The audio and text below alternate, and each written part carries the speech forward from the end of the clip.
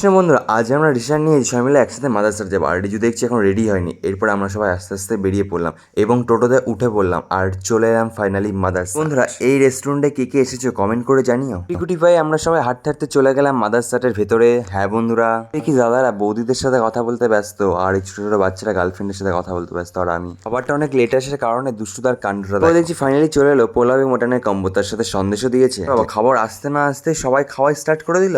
এবার খাচ্ছিস কেমন ভাই? আস্তে আস্তে খা, আস্তে। আমি বা লেট করবো কেন? তাহলে চলো আমি একটু খেয়ে দেখি কেমন হয়েছে খাবারটা। চলো।